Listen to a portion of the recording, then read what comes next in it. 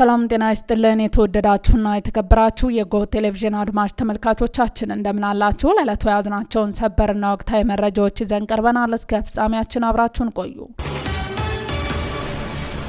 የኢትዮጵያ ፌዴራል መንግስት ሽምግልናውን አልቀበልም አለ። ተነባቢው ዘ ኢኮኖሚስት መጽሔት ሰሞንኛውን የህወሓትና የፌዴራል መንግስቱን ውዝግብ እንዲሁም ወታደራዊ እንቅስቃሴን በተመለከተ ጠንካራና ጠጠር ያለ መረጃዎችን አስነብቧል። ዘ ኢኮኖሚስት በዘገባው ለጉዳዩ ቅርበት ካለው ምንጮች አገኘሁ ብሎ የዋጣው አዲስና ሚስጥራዊ መረጃ እንደሚያሳየው የአፍሪካ ህብረት ፌዴራል መንግስቱንና ህወሓትን ለማሸማገል ሞክሮ ነበር። በዚህ ጃንዋሪ 30 እንደ አውሮፓውያን አቆጣጠር የአፍሪካ ህብረት በመንግስትና በህወሓት መካከል ለማሸማገል ጥያቄ አቅርቦ ነበር ያለው መጽሔቱ።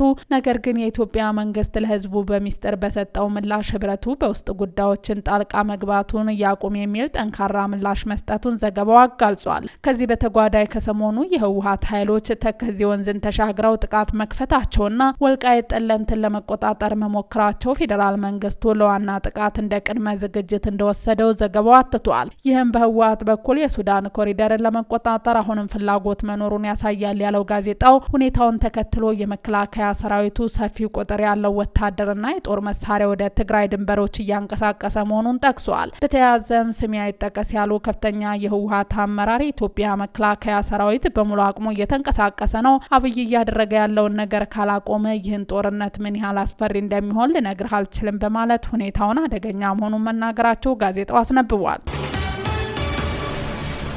የመንግስት ሰራተኞች ደሞዝ ከህግ አግባብ ውጭ እየተቆረጠባቸው መሆኑን የህዝብ እንባ ጠባቂ ተቋም ገለጸ። የኢትዮጵያ እንባ ጠባቂ ተቋም የመንግስት ሰራተኞች ለልማትና ለኤችአይቪ በሚል ከህግ አግባብ ውጭ ደሞዝ እየተቆረጠባቸው መሆኑን አስታውቋል። የኢትዮጵያ እንባ ጠባቂ ተቋም በ2018 በጀት ዓመት በ6 ወራት ውስጥ በእቅድ ከያዛቸው ተግባራት መካከል በ20 ጉዳዮችና በ46 ተቋማት ላይ ቁጥጥር አድርጓል። በተደረገው ቁጥጥር በተለየበት በመቶ የአሰራር ክፍተቶች ላይ ስምምነት የተደረሰ ባቸው ግኝቶች ናቸው። በዚህም አንደኛው በፌዴራልና በተመረጡ ክልሎች በማዕድን ዘርፍ ላይ ፍቃድ መስጠት ማደስና ማገድ ጋር በተያያዘ የሚታዩ የመልካም አስተዳደር ችግሮች ዙሪያ የተከናወነ ቁጥጥር መሆኑን የኢትዮጵያ እንባ ጠባቂ ህዝብ ግንኙነት ስራ አስፈጻሚ የሆኑት አንላይ ወርቄ ተናግረዋል። በዚህም ከተለዩ ክፍተቶች መካከል በአንዳንድ ክልሎች በማዕድን ዘርፍ ፍቃድ አሰጣጥ አንጻር ከተሰጣቸው ስልጠናዎች ተግባር ውጭ ፍቃድ የሚሰጡበት ሁኔታ መኖሩንና ይህንንም ለመግታት በፌዴራል በኩል የተሰራው ስራ በቂ ያለመሆኑን ጠቁመዋል። በተለይም በአማራና በትግራይ ክልሎች በብረት ማዕድን፣ ሌላው በአንዳንድ ክልሎች ከፌዴራል አዋጅ በሚጻረር መንገዶች ላይ የራሳቸውን አዋጅ ደንብና መመሪያ የሚያወጡበት አካሄድ መኖሩ ተነግሯል። ሁለተኛው በፌዴራልና በተመረጡ ክልሎች በሲቪል ሰርቪስ መስሪያ ቤቶች የመንግስት ሰራተኞች ከህግ ውጭ የሚፈጸሙ ቅጥር ደረጃ እድገት፣ ዝውውርና የደሞዝ መቆረጥ ጋር ተያይዞ የሚፈጸሙ አስተዳደራዊ በደሎች መሆናቸው ተገልጿል። በዚህም የሰራተኞች ወር ደሞዛቸው በወቅቱ አለመከፈሉና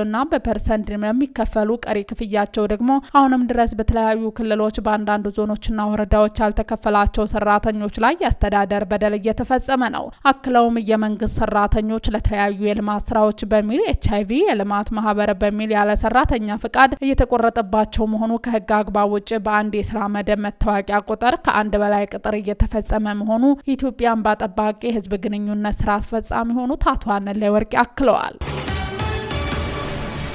በኢትዮጵያ የሂሳብ አያያዝ ሙያ ዘርፍ ያለውን የክህሎት ክፍተት ለመሙላት ያለመ አዲስ የስልጠና ፕሮግራም ይፋ ተደረገ። በኢትዮጵያ ቀዳሚ ከሆኑ የኦዲትና የሙያ አገልግሎት ሰጪ ተቋማት አንዱ የሆነው ኤችኤስቲ በሀገሪቱ የፋይናንስ ዘርፍ የታየውን የስልጠና የሰው ኃይል እጥረት ለመቅረፍ ያለመ የሂሳብ አያያዝ ቴክኒሽያን የስልጠና ፕሮግራም በይፋ አብስሯል።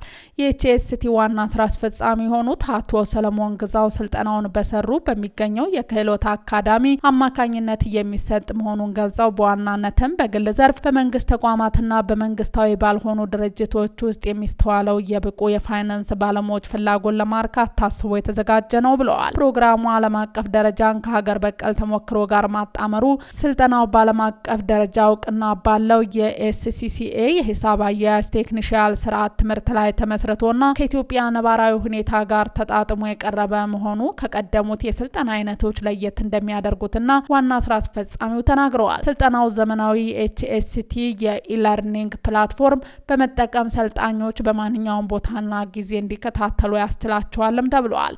ተግባር ተኮር ዝግጅት ንድፈ ሀሳብ ብቻ ሳይሆን ሰልጣኞች በቀጥታ ወደ ስራ ገበታ ሲሰማሩ እንደሚያስፈልጋቸው የሙያ ስነ ምግባርና ተግባራዊ ክህሎት እንደሚጨብጡ ተደርጎ የተቀረጸ ነው።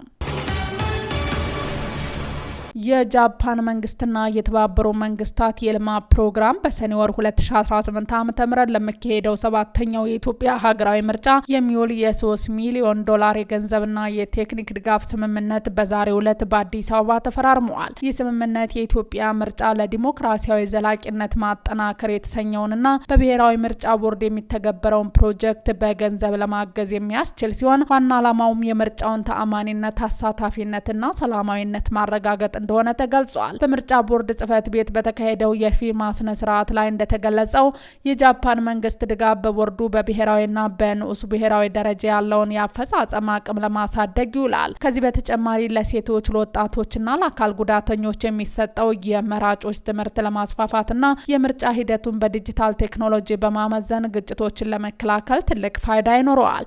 በኢትዮጵያ የጃፓን አምባሳደር ክቡር አቶ ሺባታ ሄሮኖሮ በስነ ስርዓቱ ላይ ባደረጉ ንግግር ጃፓን በኢትዮጵያ ግልጽ፣ አሳታፊና ሰላማዊ ምርጫ እንዲካሄድ ፍላጎቷ መሆኑን ገልጸው መንግስታቸው ሂደቱን በቅርበት እንደሚከታተልና ድጋፍ እንደሚቀጥል አረጋግጠዋል። የኢትዮጵያ ብሔራዊ ምርጫ ቦርድ በበኩሉ የተደረገው ድጋፍ ለ7ኛው ሀገራዊ ምርጫ ዝግጅት ብቻ ሳይሆን ለተቋሙ ዘላቂ ሙያዊ ብቃትና ተቋማዊ ጥንካሬ ወሳኝ መሆኑን በመጥቀስ ምስጋናውን አቅርቧል። የተባበሩት መንግስታት የልማት ፕሮግራም ተወካይ ሳሙኤል ዶ በበኩላቸው የጃፓን ድጋፍ በምርጫ ሂደቱ ውስጥ ተጠያቂነትና ግልጽነትን ለማስፈን ቁልፍ ሚና እንደሚጫወት ገልጸዋል። ፕሮጀክት ከምርጫው በፊት፣ በምርጫው ወቅትና ከምርጫው በኋላ ያሉትን ሂደቶች በሙሉ የሚያካትት በመሆኑ በኢትዮጵያ የሚካሄደው ምርጫ በሀገር በቀል እውቅና አመራር እንደሚመራ ምቹ ሁኔታን እንደሚፈጠር በስምምነቱ ወቅት ተመላክቷል። የእስራኤል ጠቅላይ ሚኒስትር ቤንጃሚን ኔታንያሁ የግብጽ መከላከያ ሰራዊት አቅም በከፍተኛ ሁኔታ እየጨመረ መሆኑን በመጥቀስ እስራኤል ሁኔታውን በቅርበት ልትከታተለው እንደሚገባ ማሳሰቢያ መስጠታቸው ተሰማ። ጠቅላይ ሚኒስትሩ ይህንን ማስጠንቀቂያ የሰጡት ዛሬ ለክኔሴት የውጭ ጉዳይና የመከላከያ ኮሚቴ በሰጡት ዝግ የዝግጅት ስብሰባ ላይ መሆኑን የዕብራይስጥ መገናኛ ብዙሃን ዘግቧል። እንደ ዘገባዎቹ ከሆነ ኔታንያሁ የግብጽ ጦር እየጠነከረ ነው፣ እኛም በንቃት ልንከታተለውና ከዚህ ላይም ተጨማሪ ጦር እንዳትገነባ መከላከል ይገባልን ብለዋል። እስራኤልና ግብጽ የጋራ ግንኙነትና ጥቅሞች እንዳሏቸው የገለጹት ጠቅላይ ሚኒስትሩ ይህም ሆኖ ግን የግብጽ ጦር አቅም እስራኤልን ወደሚያሰጋ ደረጃ እንደሚያደርስ የኢየሩሳሌም መከላከያ አለባት ሲሉ ጽኖት ሰጥተዋል። ውድ አድማጭ ተመልካቾቻችን ዜናዎቻችን እነዚህን ይመስሉ ነበር። አብራችሁን ስለነበራችሁ ከልብ እናመሰግናለን። መልካም ቀን።